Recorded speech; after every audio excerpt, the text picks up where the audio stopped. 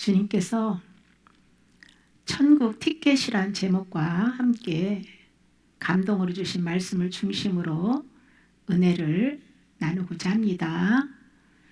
우리 모두는 하나님의 전적인 은혜와 사랑으로 구원을 받았습니다. 그런데 구원에는 시작과 과정과 끝이 있습니다.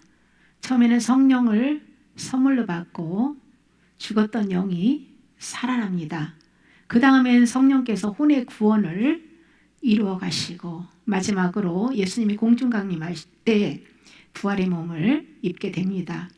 하나님의 입장에서는 예수님께서 십자가상에서 선택한 영혼들의 구원을 다 이루어 놓으셨는데요.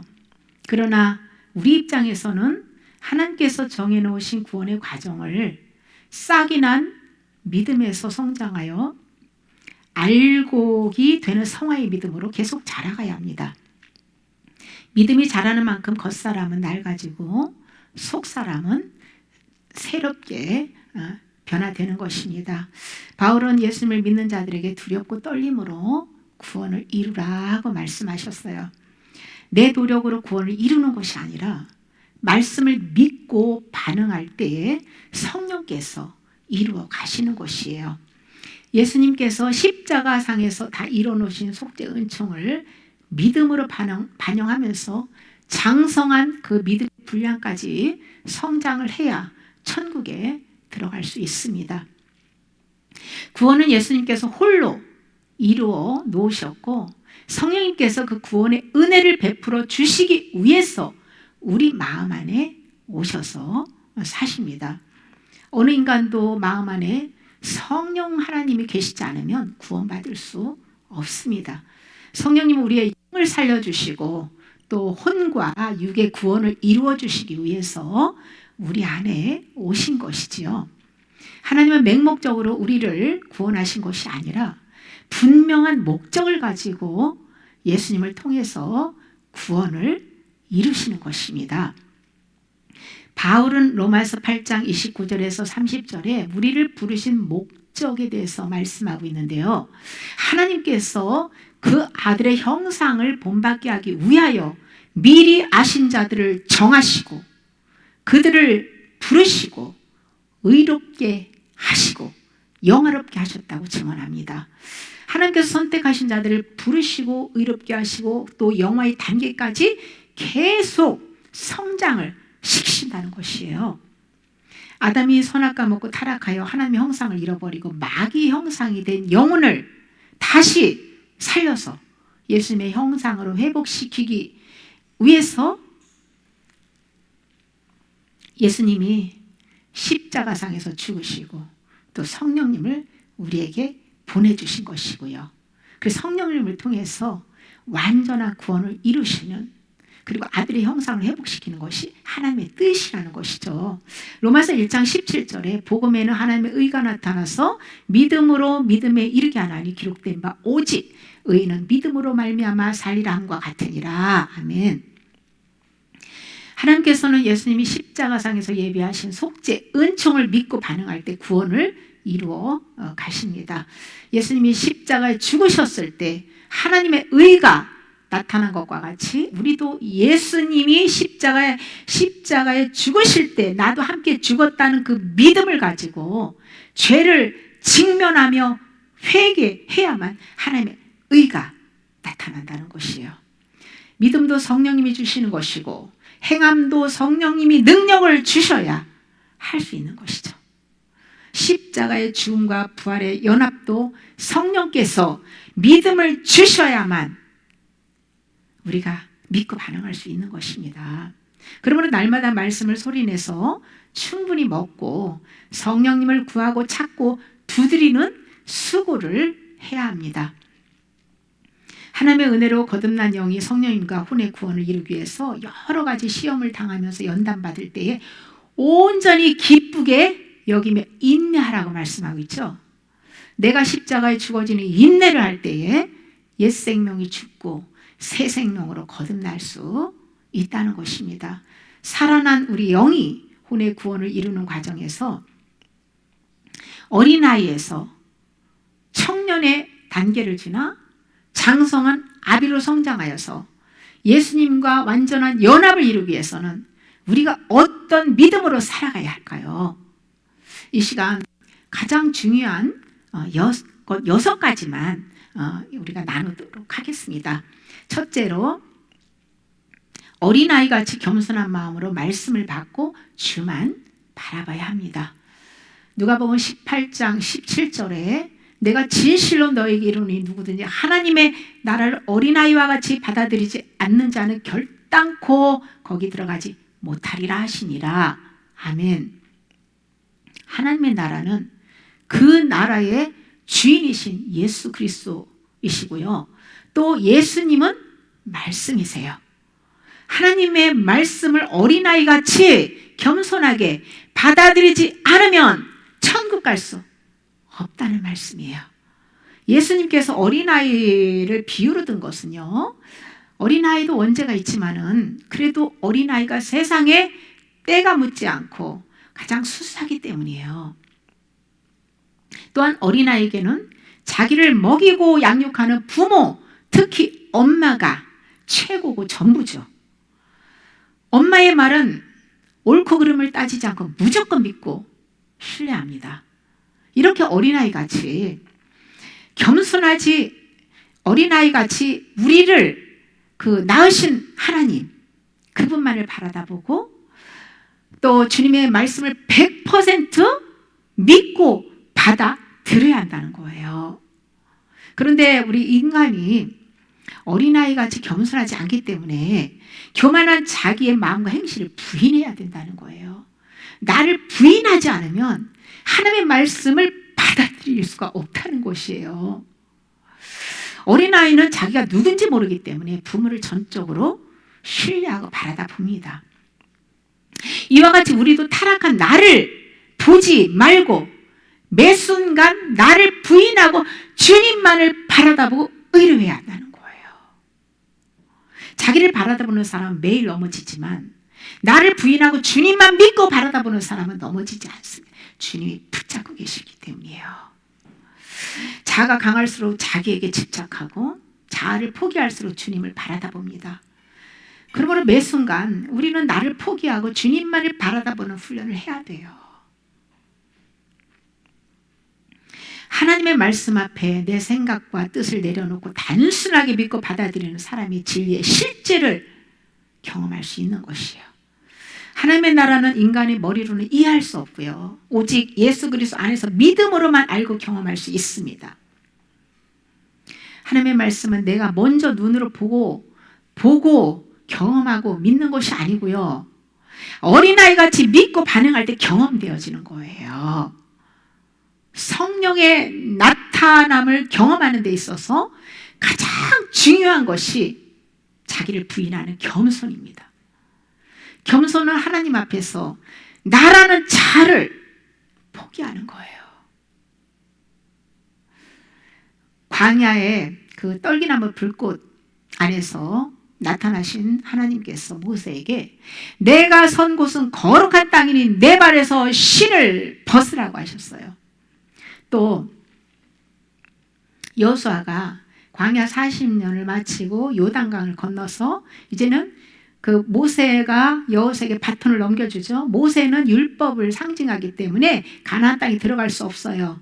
율법적인 모든 삶은 그 광야 40년에서 딱 마치고 가나안 땅을 들어가서 그 다음부터는 이제 하나님 나라가 이제 이루어지는 가나안 땅에서 이제 땅을 정복하기 전에 먼저 할례산에서 길갈 할례산에서 그 광야에서 태어난 남자들 출애굽 2세들 그들에게 할례를 베풀죠. 그 할례를 베풀 때 하나님께서 애굽의 수치가 굴러 떨어졌다. 애굽의 수치가 떠나갔다라고 말씀을 하십니다. 그리고서 할례 받고 나서 이제는 첫 성, 강력한 성, 그 여리고성을 정복하기 위해서 갔을 때 그 앞에서 하늘의 하나님의 군대 장관 대장이 미가엘 천사장이에요. 그 미가엘 천사장이 딱 그 여호수아 앞에 딱 나타나잖아요. 나타나서 하는 말이 내 발에서 신을 벗으라. 내가 선 곳은 거룩하니라. 라고 하니까 여호수아가 그대로 행합니다. 하나님의 백성을 대표하는 모세와 여호수아의 발에서 신을 벗으라는 것이 우리에게 주는 교훈이 무엇일까요? 모세는 광야 40년간 받은 혼의 구원이 다 이루어졌을 때 원죄에서 해방되는 옛 신을 벗겨주시고 이스라엘 백성이 영도자를 세워주셨어요. 여호수아가 발에서 신을 벗은 건 역시 그 타락한 정욕과 죄성의 뿌리를 제거하고 영혼을 거룩하게 해주신 것을 의미합니다. 가나안 땅을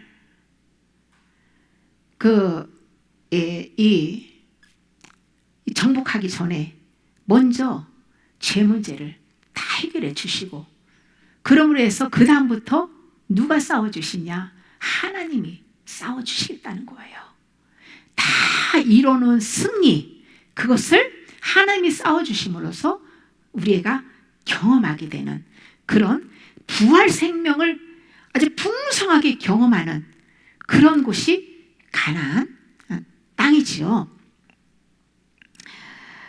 그 애굽의 수치가 이 굴러떨어진 것이 바로 죄성과 정욕을 상징하는데요. 아브라함도 99세에 할례를 행한 것은 마음의 할례를 상징하는 그 육체의 그 표피를 이렇게 잘라내는 그 할례, 그것은요 바로 믿음으로 의를 인친 것이에요. 너는 이제 믿음으로 의를 완전히 이루었기 때문에 그 인친 것으로 할례를 행한 거예요. 24년 만에 광야 연단을 끝내고 99세 때 할례를 받았다는 것이죠. 육의 몸을 벗는 그리스도의 할례를 말씀하고 있지요. 신을 벗는 것은 옛사람의 죄를 버리는 행위이고 자기의 권리를 포기하고 전적으로 하나님의 뜻에 순복하는 것입니다.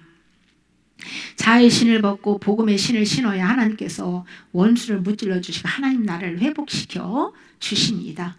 겸손은 나를 믿지 않고 하나님만 의뢰하는 것이에요. 어린아이같이 겸손해야만 주님이 우리를 대신해서 싸워주시고 마귀와 죄에서 승리하게 해주십니다. 아이가 부모를 전적으로 믿고 바라다 보듯이 우리도 하나님을 향해서 온전히 아버지를 믿고 신뢰하고 바라보고 맡기는 믿음이 되어야만 성령께서 영육 안에 모든 것을 책임져 주십니다. 둘째로 생명을 얻는 좁음은 좁은 길이 천국문과 연결되어 있습니다. 마태복음 7장 13절에서 14절에 좁은 문으로 들어가라.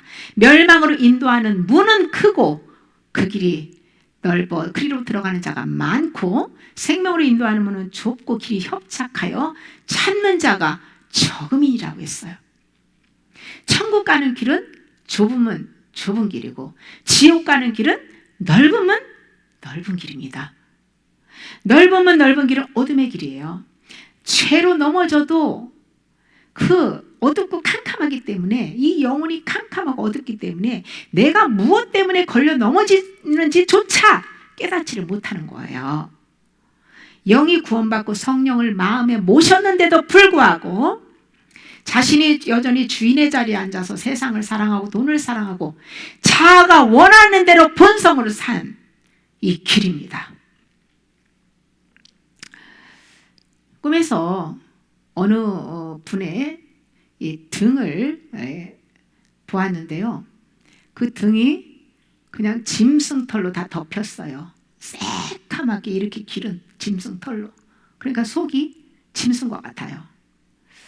이것은 타락한 마음, 짐승 같은 본성으로 산다라는 것을 알려주시는데요.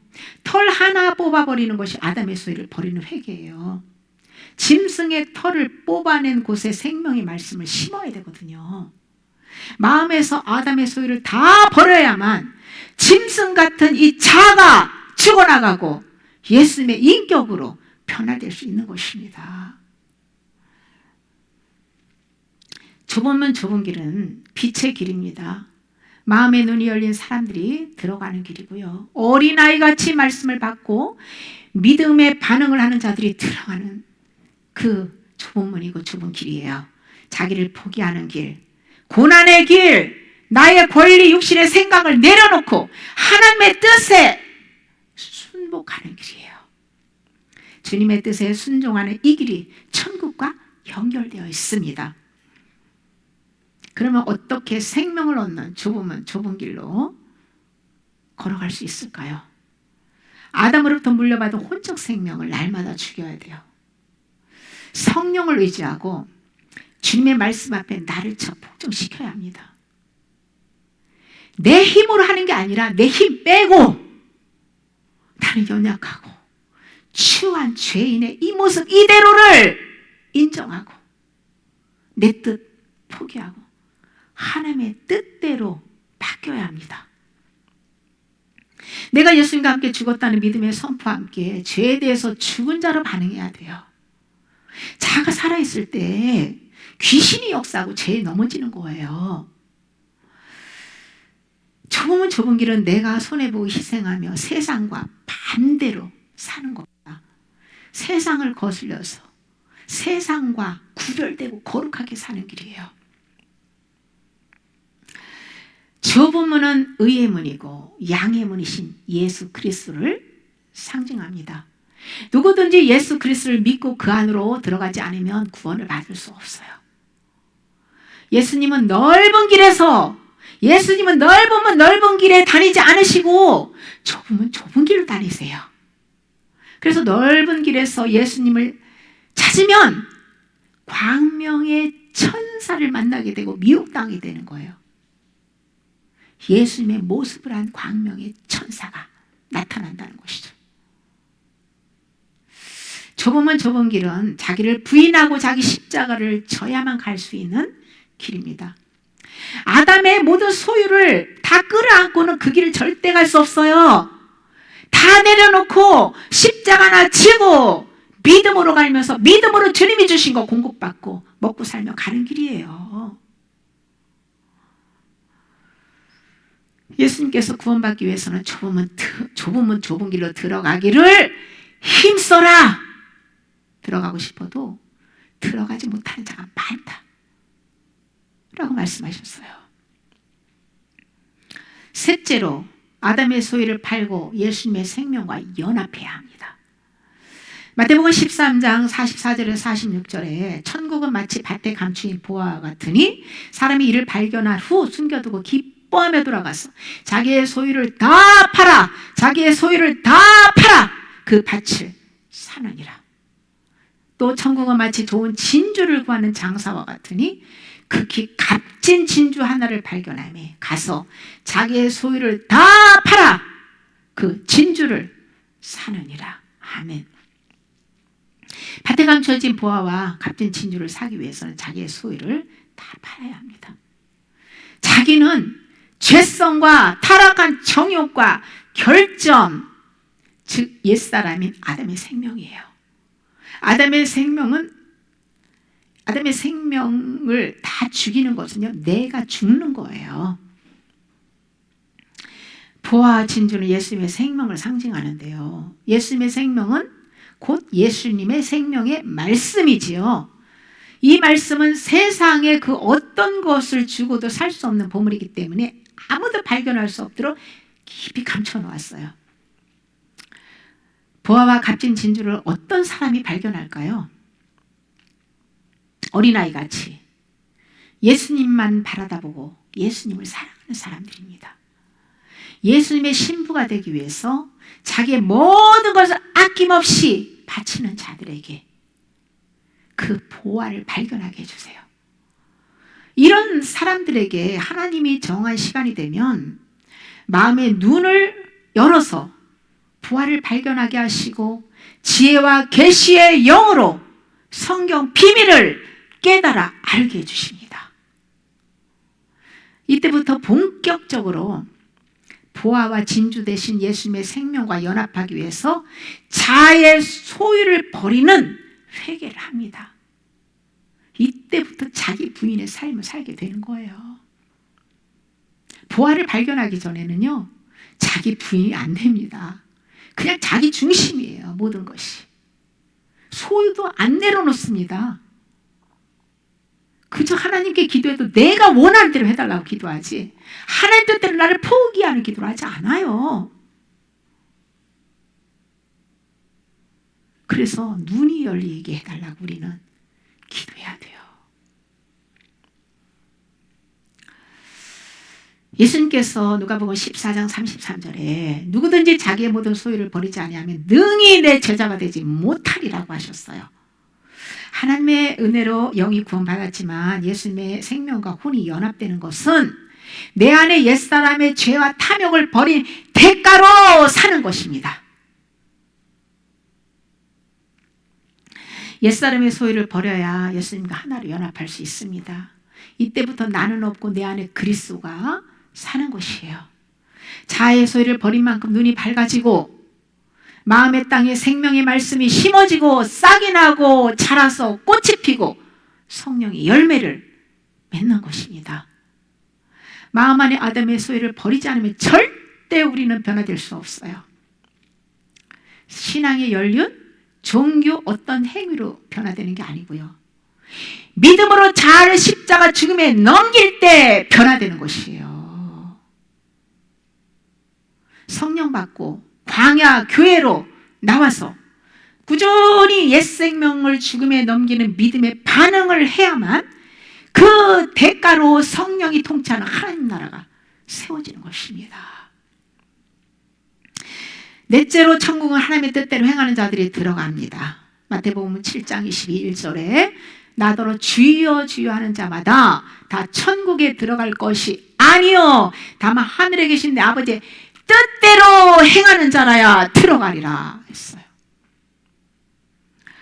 하나님의 뜻대로 행하기 위해서는 말씀의 본질을 깨닫고 믿어야 돼요. 주님의 멍에를 메고 기름 부음이신 성령님께 가르침을 받고 성령님이 우리에게 가르쳐 주시는 거예요. 진리 가운데로 인도하시는 분은 성령이세요. 성령님께 가르침을 받고 참되고 거짓이 없으신 그 말씀 안에 거해야 합니다. 말씀을 깨닫지 못하는 상태에서 은사를 가지고 사역하면 위험합니다. 대부분 은사로 사역하는 분들은 마음의 눈이 열리지 않았어요. 환상 보고 예언하고 통역, 병고침, 귀신 축사 다 잘하는데요.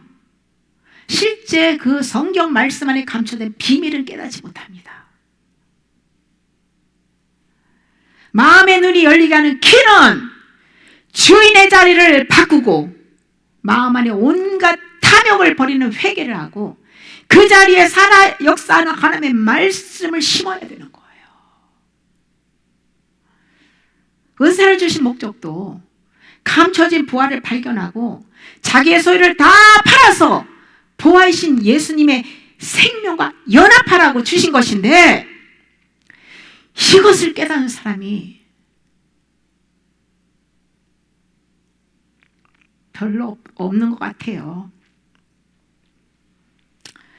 주의 이름으로 선지자 노릇하고 귀신 쫓아내고 많은 권능을 행하여도 말씀에 믿음의 반응을 하지 않고 불법을 행하면 법을 알아야 되는데 말씀을 모르니까 불법을 행하는 거예요.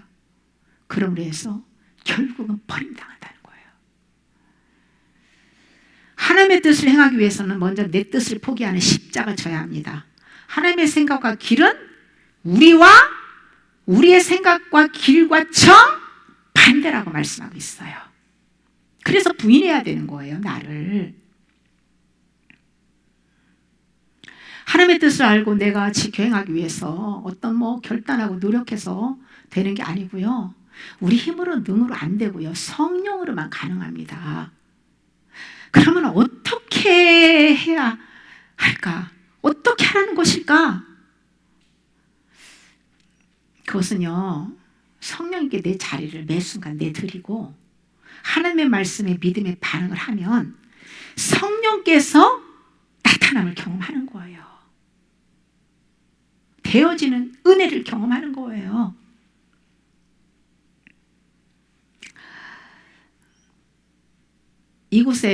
이곳을 우리가 이게 내놓은 지가 벌써 이제 1년이 다 돼 가는데요.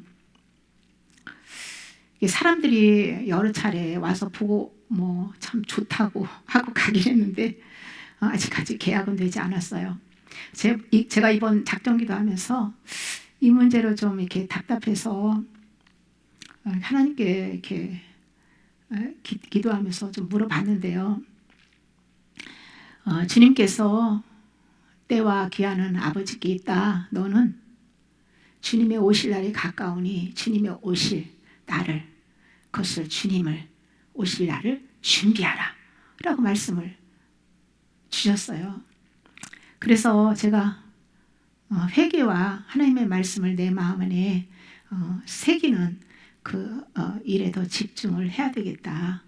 주님이 깨어있으라고, 깨어서 주님의 오실 날을 준비하라고 했기 때문에 정말 주님의 예복을 준비하는 일에 좀 더 올인을 해야 되겠다라는 그 마음을 가지고요.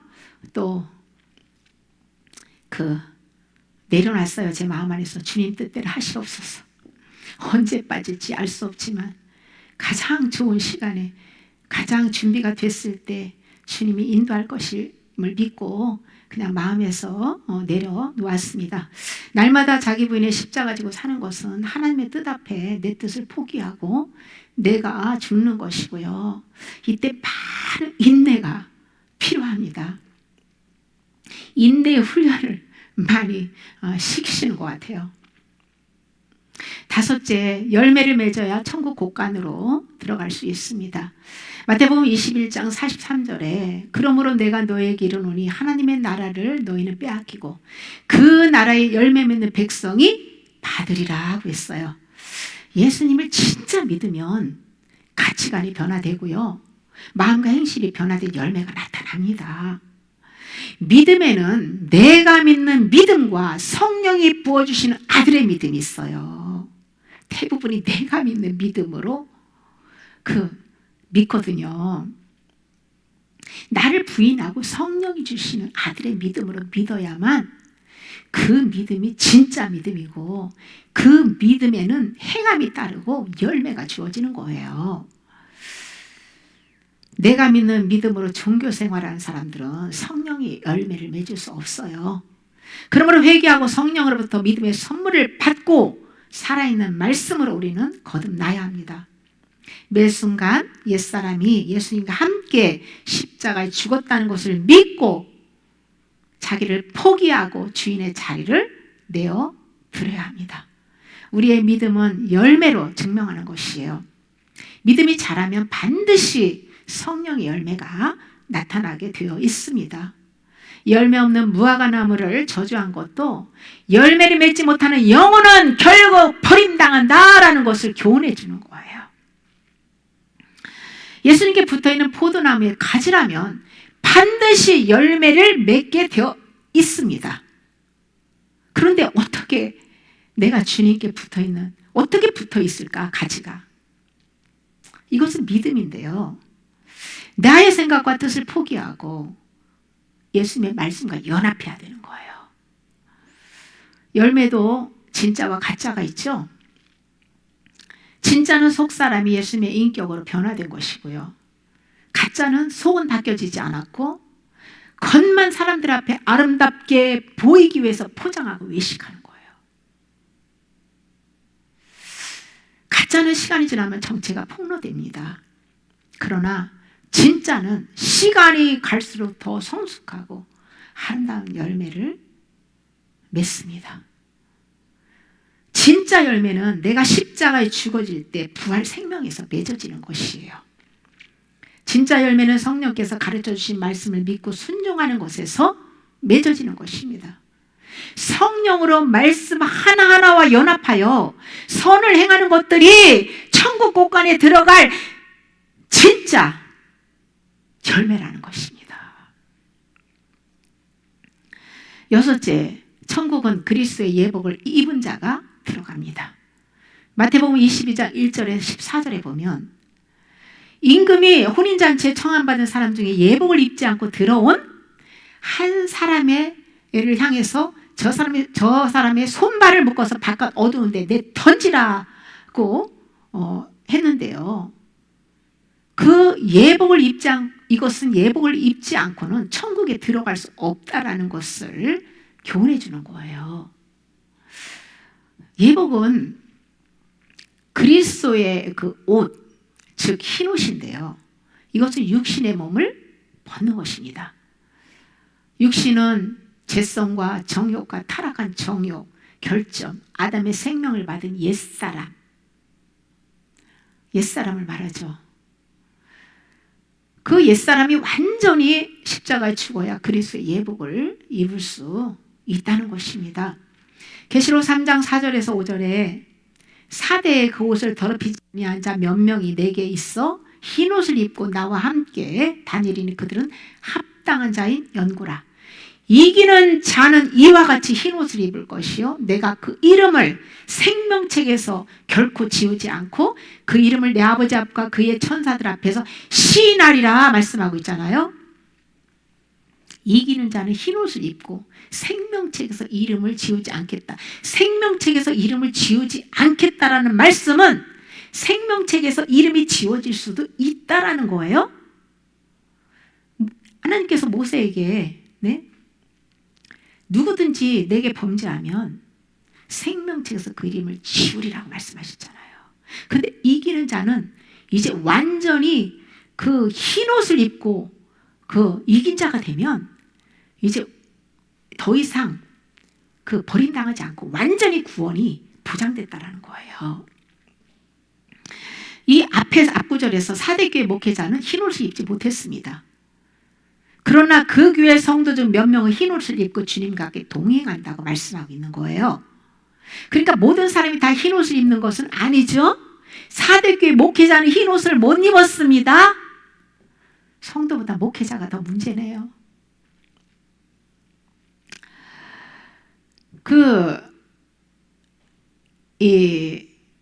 예복을 입은 자들은요, 믿음으로 자기를 부인하고 마귀와 세상을 싸워서 이긴 자들이라는 것을 말씀하고 있는데요.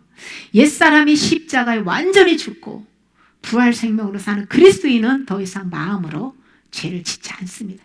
하나님의 씨가 그 안에 있고 연합됐기 때문에 죄를 짓지 않는다는 거예요.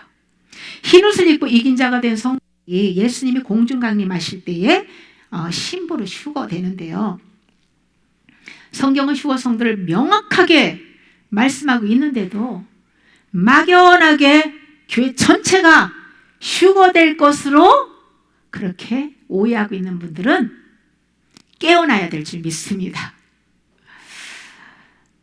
이 위에 6가지 말씀드렸는데 이 과정을 다 밟지 못하고 죽은 어린 영 상태에서 죽었다면 나머지는 영계에서 따로 그 과정을 밟고 시험에 합격해야 합니다. 영계의 심판대에서 심판받는 내용이 성경에 구체적으로 기록되어 있지는 않지만은 구약의 이스라엘 백성들이 심판받는 내용을 통해서 우리는 이해할 수 있어요.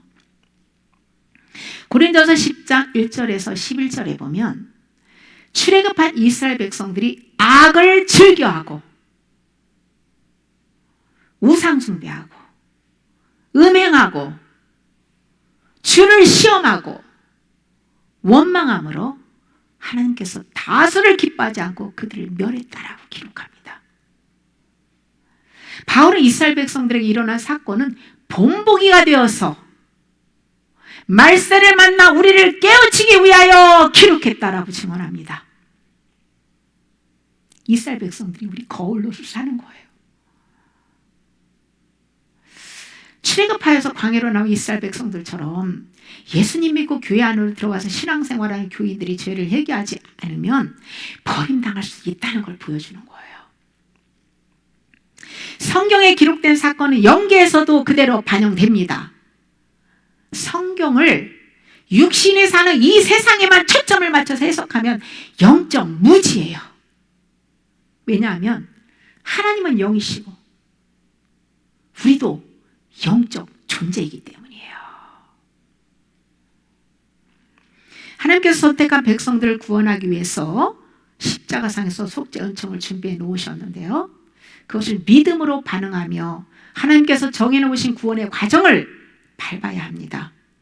죄를 짓고 살면서 회개하지 않는다면 그것은 믿음이 없는 것입니다. 성령님께서 우리의 믿음을 보시고 구원을 이루어 가시는데 속죄 은총에 대한 믿음의 반응이 없다면 죄에서 구원받을 수 없어요. 하나님께서 정하신 구원의 과정을 밟아가며 혼의 구원이 완성된 영혼들이 바로 이긴 자들이고, 예수님이 공중 강림하실 때 휴거될 신부들입니다. 나머지는 이 땅에 남아서 대환란에서 연단받으며 회개해서 알곡으로 또 준비해야 돼요. 또한 알곡이 되지 못한 상태에서 죽은 영혼들은 영계의 심판대에서 모든 죄를 회개하고 흰옷을 입어야만 천국 들어갈 수 있어요. 이것이 예수 그리스도 안에서 택한 자들을 향한 하나님의 구원의 섭리입니다. 이것이 성경 66권 안에 이 보화가 감춰져 있어요.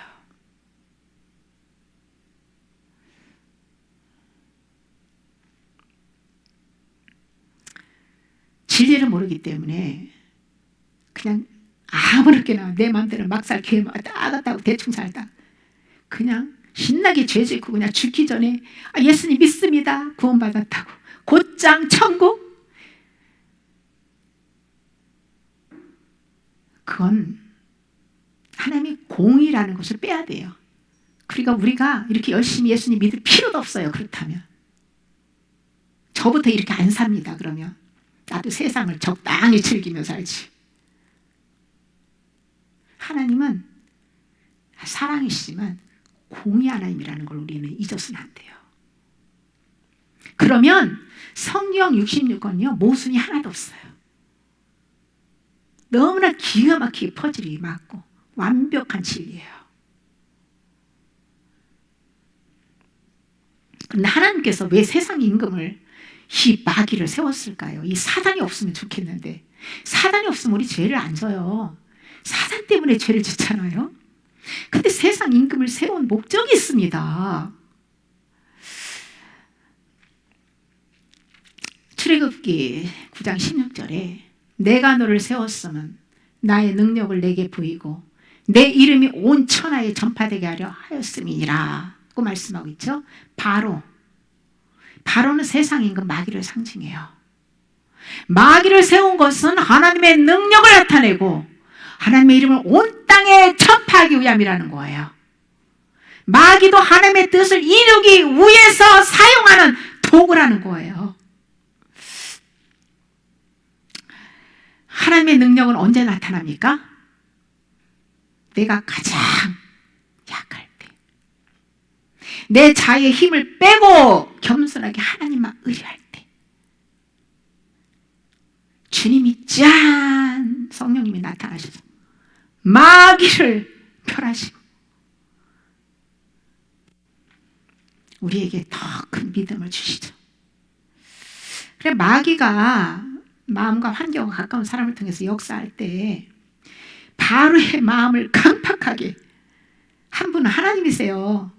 그 원수처럼 역사할 때 하나님이 사실은 그를 통해서 그 하나님의 능력을 나타내기 위함이에요. 그러므로 우리는 그 나를 내려놓고 하나님의 뜻에 순복해야 합니다.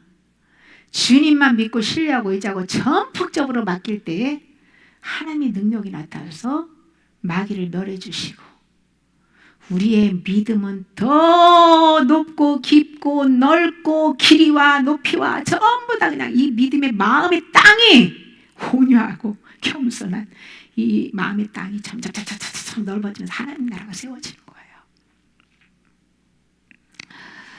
마귀를 통해서 내 자아가 죽고 그리스도의 인격으로 살 때 그 예수님의 증인의 삶을 사는 거예요.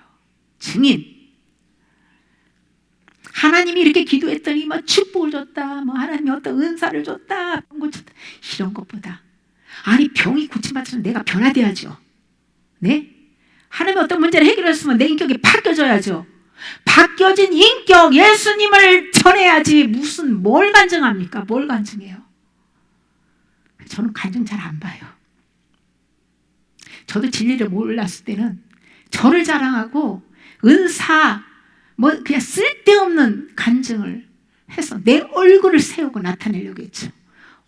얼마나 미련하고 어리석은지 진짜 부끄러워가지고요. 제가 정말 고개를 하나님 앞에 들 수가 없더라고요.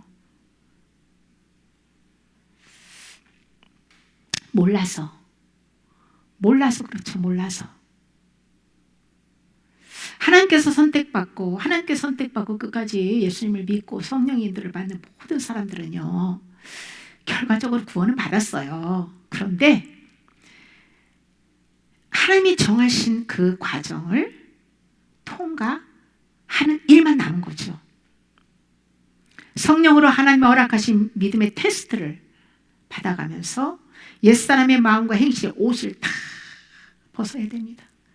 내 옛사람의 이 늘어붙은 가죽을 벗기고 이 짐승의 털을 다 뽑아내고 그냥 아주 각을 뜨고 내 깨끗하게 물로 씻고 번제단의 십자가에다 죽여서 제물을 올려 드려야 돼요.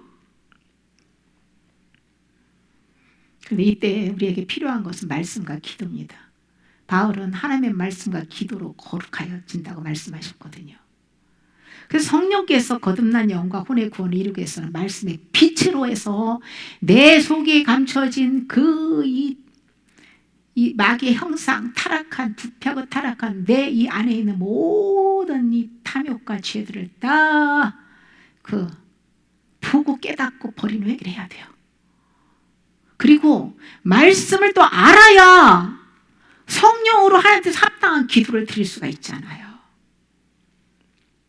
내 마음대로, 내 믿음으로, 내 뜻대로, 내 원하는 대로 그렇게 뭐 하나님과 상관없이 불법을 행하면서 또 기도하는 그 기도가 응답되겠습니까?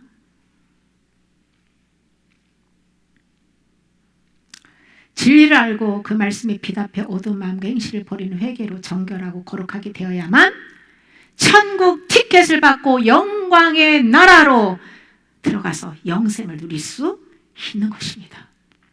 우리는 진리를 바르게 깨닫고 바른 믿음 생활을 통해서 죄와 마귀로부터 자유를 얻기 위해서 우리가 가장 사랑해야 될 것은 예수 그리스도.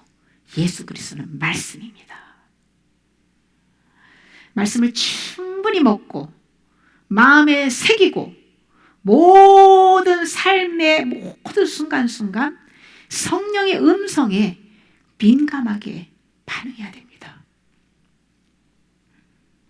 세상 일에 휩쓸리지 말고 마음 지키고요. 매 순간순간 나를 내려놓고 성령의 통치와 인도를 받으며 천국을 향해서 힘차게 믿음의 경주를 하는 저와 여러분이 되시길 예수님의 이름으로 축복합니다. 아멘.